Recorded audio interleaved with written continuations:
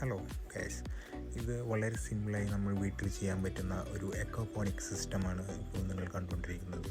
ഇത് ഒരു 3 അടി അക്വേറിയത്തിലാണ് ഞാൻ ചെയ്തിട്ടുള്ളത്. ഇതിൽ ചെയ്തിട്ടുള്ള കൃഷി എന്ന് പറയുന്നത് നമ്മുടെ ലോങ് ബീൻസ്, അത് പയറും അതുപോലെ തന്നെ ചെറിയ ബ്ലാക്ക് മോളി അങ്ങനത്തെ ഫിഷുകളും, ഇത് രണ്ടും ഒരുമിച്ച് വളർത്തിയെടുത്ത മെത്തേഡാണ് ഞാൻ നിങ്ങൾക്ക് പറഞ്ഞു തരുന്നത്. ഇത് വളരെ സിമ്പിളാണ്. ഇതിൻ്റെ ഏറ്റവും വലിയ ഗുണം എന്ന് പറഞ്ഞു കഴിഞ്ഞാൽ നമുക്കിതിന് പ്രത്യേകിച്ച് വളമോ കാര്യങ്ങളോ ഒന്നും വേണ്ട. അതുപോലെ തന്നെ അസുഖങ്ങളും വളരെ കുറവാണ്. ഇതിൽ ശ്രദ്ധിക്കേണ്ട കുറച്ച് കാര്യങ്ങളെന്ന് പറഞ്ഞു കഴിഞ്ഞാൽ, അടിയിൽ വെള്ളം കെട്ടി നിൽക്കാനുള്ള, ഈ പയർ ചെടിയുടെ അടിയിൽ വെള്ളം കെട്ടി നിൽക്കാൻ പാടില്ല. അത് റീസൈക്കിൾ ചെയ്തുകൊണ്ടേയിരിക്കണം. അത്രേ ഇതിൽ ആവശ്യമുള്ളൂ.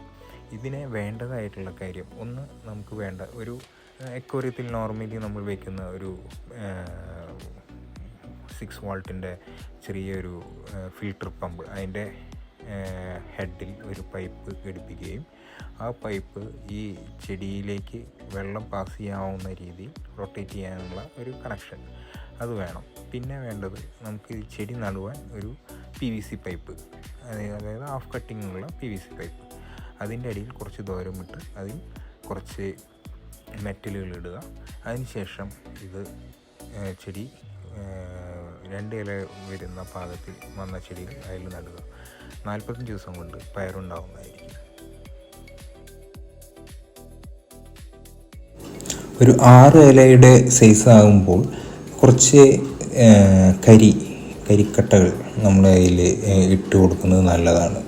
അതുപോലെ തന്നെ അത് പൂ ഇടാൻ തുടങ്ങുന്ന സമയം, അതായത് വള്ളി വീശി കഴിഞ്ഞാൽ നമ്മൾ അതിൽ കുറച്ച് മുട്ടയുടെ തൊണ്ട് പൊടിച്ച് വളരെ നൈസായി മിക്സിയിലിട്ട് പൊടിച്ചതിന് ശേഷം ചെറിയൊരു സ്പൂൺ ഉപയോഗിച്ച് ഈ കരിയുടെ മുകളിൽ ഇട്ട് കൊടുക്കുക.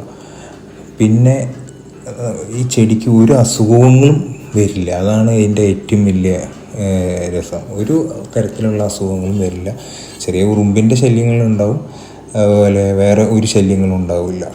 ഈ ഉറുമ്പിൻ്റെ ശല്യം എന്ന് പറഞ്ഞു കഴിഞ്ഞാൽ ഈ കറുത്ത ഉറുമ്പ് അങ്ങനെയുള്ളതല്ല, ഈ തേൻ കുടിക്കാനായിട്ട് വരുന്ന ഒരു സൈസ് ചെറിയ ഉറുമ്പുണ്ട്, അത് വരും. അതല്ലാതെ വേറെ ഒന്നും വരില്ല. വളരെ സിമ്പിളാണ് ഇത് ചെയ്യാൻ.